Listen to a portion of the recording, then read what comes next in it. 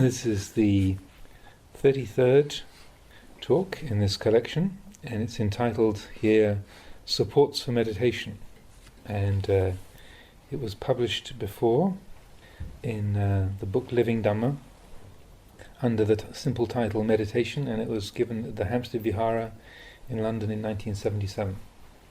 So this was originally translated by Bruce Evans, Puriso. Supports for meditation. Seekers of goodness who have gathered here, please listen in peace. Listening to the Dhamma in peace means to listen with a one-pointed mind, paying attention to what you hear and then letting go. Listening to the Dhamma is of great benefit. While listening to the Dhamma, we are encouraged to firmly establish both body and mind in samadhi, because it is a kind of Dhamma practice. In the time of the Buddha, people listened to Dhamma talks intently, with the mind aspiring to real understanding, and some actually realized Dhamma while listening. This place is well suited to meditation practice. Having stayed here a couple of nights, I can see that it is an important place. On the external level, it's already peaceful. All that remains is the internal level, your hearts and minds. So I ask all of you to make an effort to pay attention. Why have you gathered here to practice meditation? It's because your hearts and minds do not understand what should be understood. In other words, you don't truly know how things are, or what is what. You don't know what's wrong and what's right. What it is that brings you suffering and causes you to doubt. So first you have to make yourselves calm. The reason that you have come here to develop calm and restraint is that your hearts and minds are not at ease. Your minds are not calm, not restrained. They are swayed by doubting and agitation. That's why you have come here today and are now listening to the Dhamma. I would like you to concentrate and listen carefully to what I say, and I ask permission to speak frankly because that's how I am. Please understand that even if I do speak in a forceful manner, I'm doing so out of goodwill. I ask your forgiveness if there's anything I say that upsets you, because the customs of Thailand and those of the West are not the same. Actually, speaking a little forcefully can be good because it helps to stir people up who might otherwise be sleepy or drowsy. And rather than rousing themselves to hear the Dhamma, allow themselves to drift instead into complacency, and as a result, they never understand anything. Although there may appear to be many ways to practice, really there is only one. As with fruit trees, it's possible to get fruit quickly by planting a cutting, but the tree would not be resilient or long-lasting. Another way is to cultivate a tree right from the seed, which produces a strong and resilient tree. Practice is the same. When I first began to practice, I had problems understanding this. As long as I still didn't know what was what, sitting in meditation was a real chore, even bringing me to tears on occasion. Sometimes I would be aiming too high, other times not high enough, never getting the point of balance. To practice in a way that's peaceful means to place the mind neither too high or too low, but at the point of balance.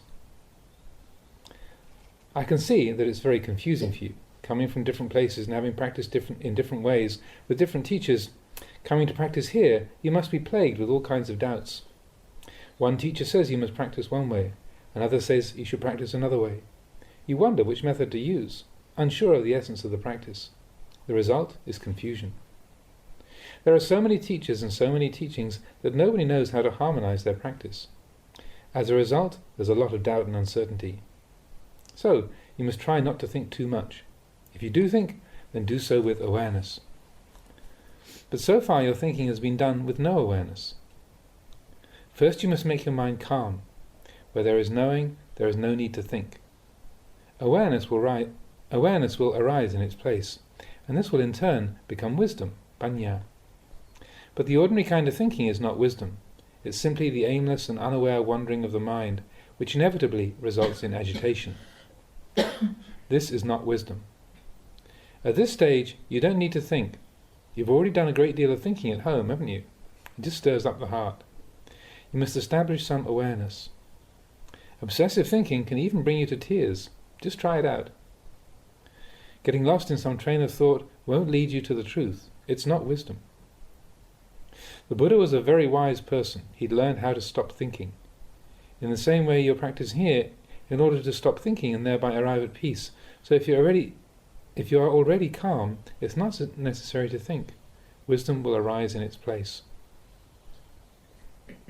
To meditate, you do not have to think much more than to resolve that right now is the time for training the mind and nothing else.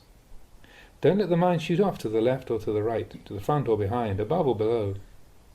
Our only duty right now is to practice mindfulness of the breathing. Fix your attention at the head and move it down through the body to the tips of the feet, and then back up to the crown of the head. Pass your awareness down through the body, observing with wisdom. We do this to gain an initial understanding of the way the body is. Then begin the meditation, noting that at this time your sole duty is to observe the inhalations and exhalations. Don't force the breath to be any longer or shorter than normal.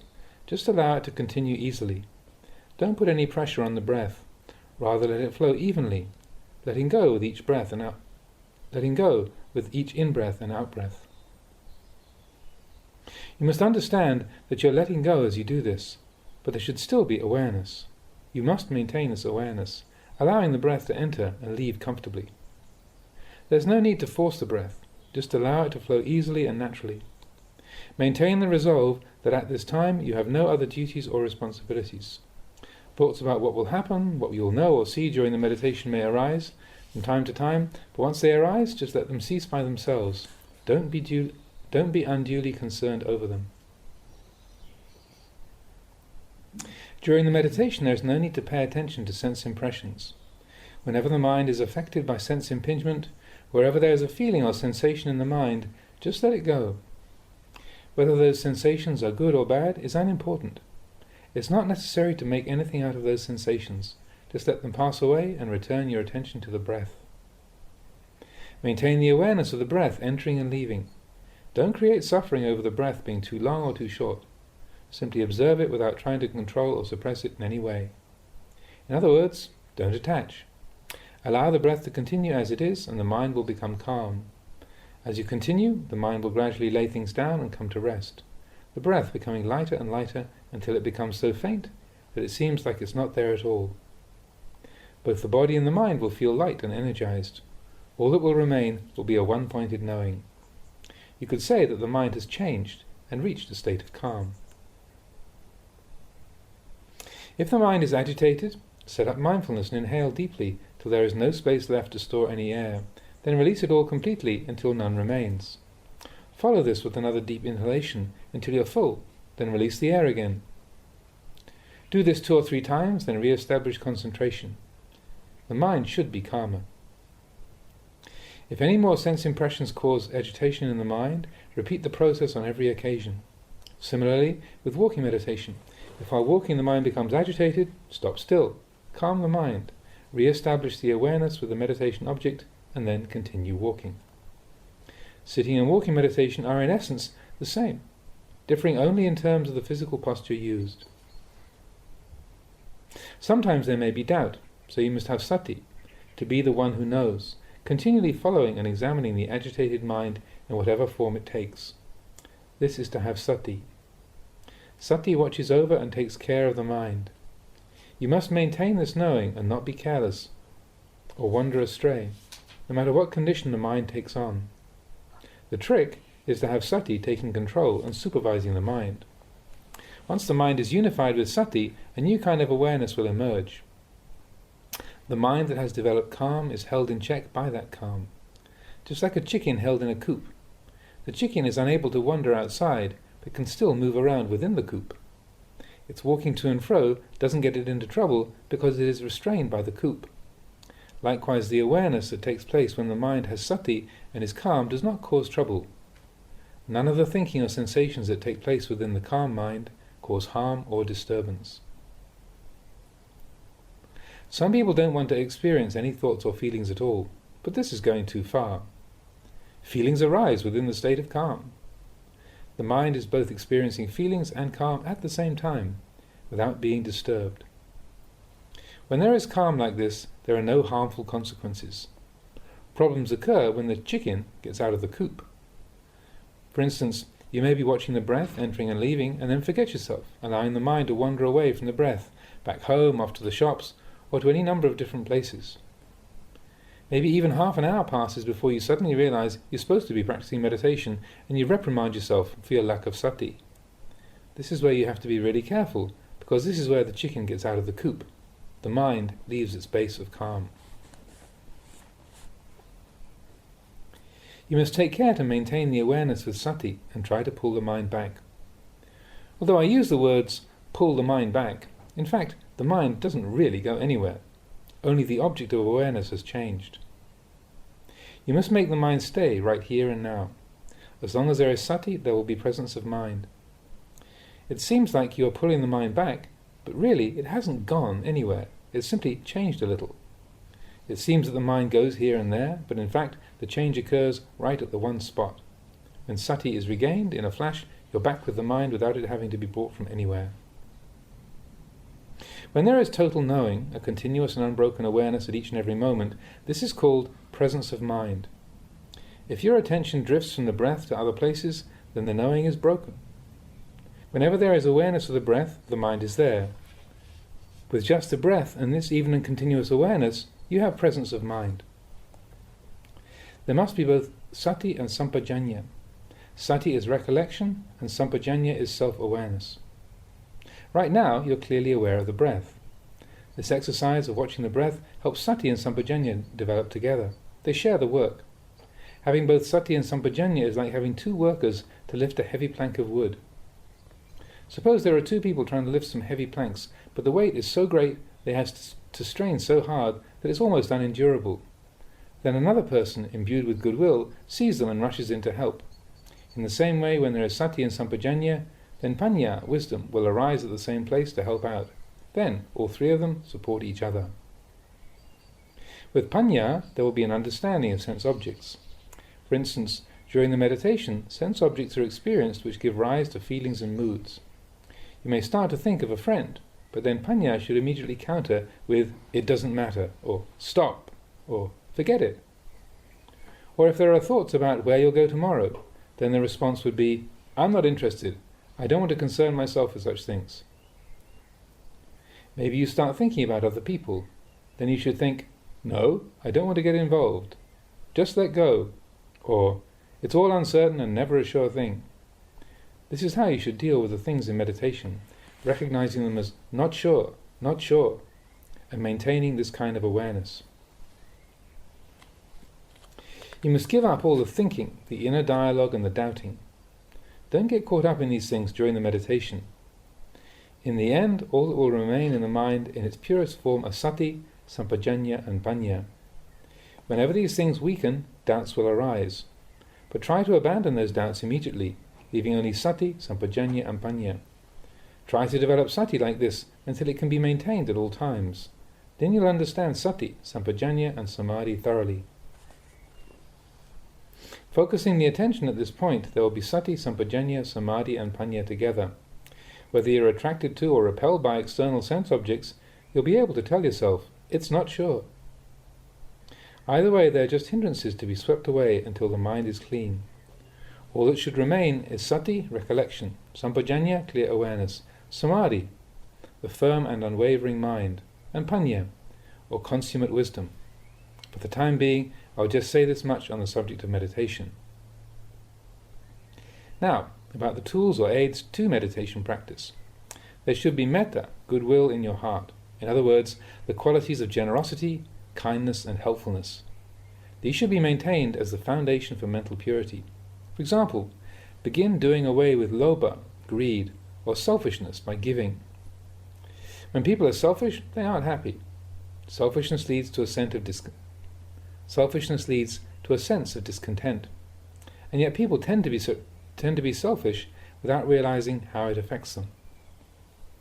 You can experience this at any time, especially when you're hungry. Suppose you get some apples, and you have the opportunity to share them with a friend. You think it over for a while, and, sure, the intention is there all right, but you want to give the smaller one. To give the big one would be, well, such a shame. It's hard to think straight. You tell them to go ahead and take one, but then you say, "Take this one." and give them the smaller apple. This is one form of selfishness that people usually don't notice. Have you ever been like this? You really have to go against the grain to give. Even though you may really only want to give the smaller apple, you must force yourself to give away the bigger one. Of course, once you have given it to your friend, you feel good inside. Training the mind by going against the grain in this way requires self-discipline. You must know how to give and how to give up, not allowing selfishness to stick. Once you learn how to give, if you're still hesitating over which fruit to give, then while you're deliberating, you'll be troubled. And even if you do give the bigger one, there'll still be a sense of reluctance. But as soon as you firmly decide to give the bigger one, the matter is over and done with. This is going against the grain in the right way. Doing this, you will win mastery over yourself. If you can't do it, you'll be a victim of yourself and continue to be selfish. All of us have been selfish in the past. This is a defilement which needs to be cut off. In the Pali scriptures, giving is called dana, which means bringing happiness to others. It's one of those conditions which help to cleanse the mind from defilement. Reflect on this and develop it in your own practice. You may think that practicing like this involves hounding yourself, but it doesn't really. Actually, it's hounding, craving, and the defilements. If defilements arise within you, you have to do something to remedy them. Defilements are like the stray cat. If you give it as much food as it wants, it'll always be coming around looking for more food. But if you stop feeding it, after a couple of days, it'll stop coming around. It's the same with the defilements. They won't come to disturb you. It's the same with the defilements. They won't come to disturb you. They'll leave your mind in peace. So rather than being afraid of defilement, make the defilements afraid of you. To make the defilements afraid of you, you must see the Dhamma with your minds. Where does the Dhamma arise? It arises with our knowing and understanding in this way. Everyone is able to know and understand the Dhamma. It's not something that has to be found in books. You don't have to do a lot of study to see it. Just reflect right now and you can see what I'm talking about. Everybody can see it because it exists right within our hearts. Everybody has defilements, don't they? If you're able to see them, you can understand. In the past, you've looked after and pampered your defilements, but now you must know your defilements and not allow them to come and bother you. The next constituent of practice is moral restraint, sila. Sila watches over and nurtures the practice in the same way as parents look after their children. Maintaining moral restraint means not only avoiding harming others, but also to help and encourage them. At the very least, you should maintain the 5 precepts, which are, firstly, not only not to kill or deliberately harm others, but to spread goodwill towards all beings. Secondly, to be honest, refraining from infringing on the rights of others, in other words, not stealing. Thirdly, knowing moderation in sexual relations. In the household life there exists a family structure based around husband and wife. Know who your husband or wife is. Know moderation. Know the proper bounds of sexual activity. Some people don't know the limits. One husband or wife isn't enough. They have to have a second or a third. The way I see it, you can't consume even one partner completely, so to have 2 or 3 is just plain indulgence.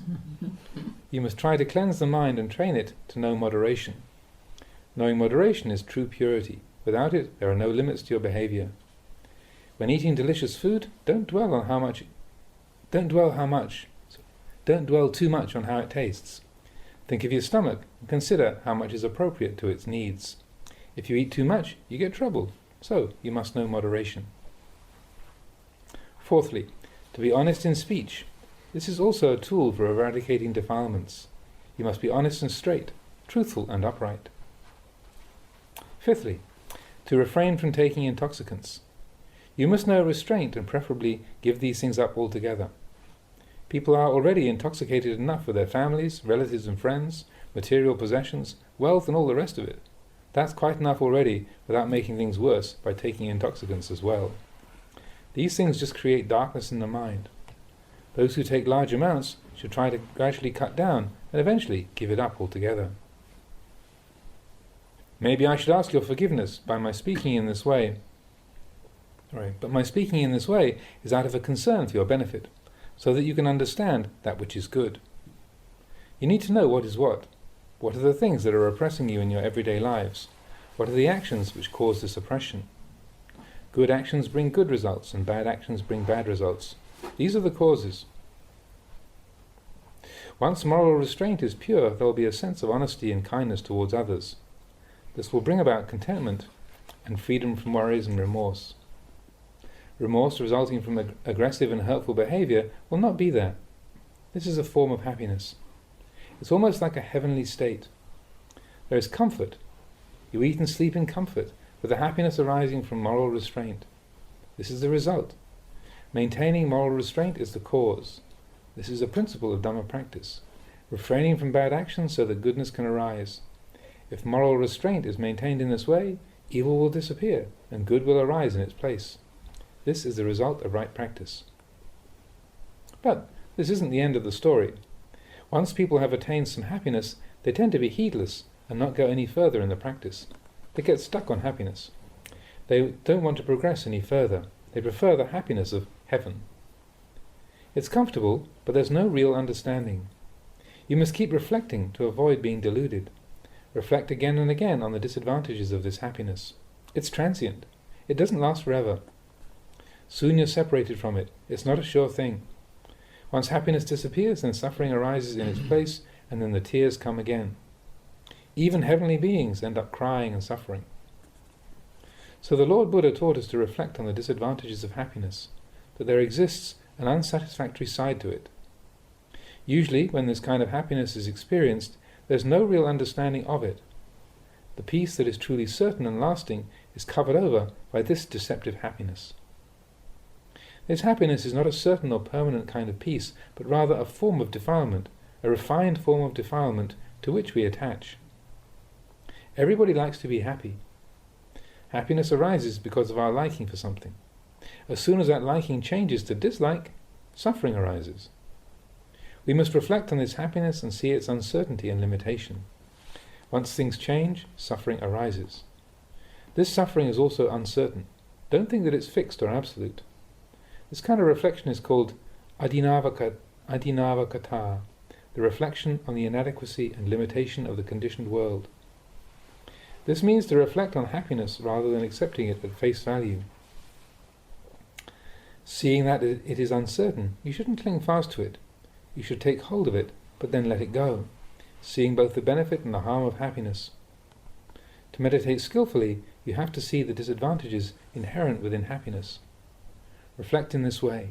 When happiness arises, contemplate it thoroughly until the disadvantages become apparent. When you see that things are imperfect, dukkha, your heart will come to understand the nekammakata, the reflection on renunciation. The mind will become disinterested and seek for a way out. Disinterest comes from having seen the way forms really are, the way tastes really are, the way love and hatred really are. By disinterest, we mean that there is no longer the desire to cling to or attach to things. There's a withdrawal from clinging to a point where you can abide comfortably, observing with an equanimity that is free of attachment. This is the peace that arises from the practice. Amen.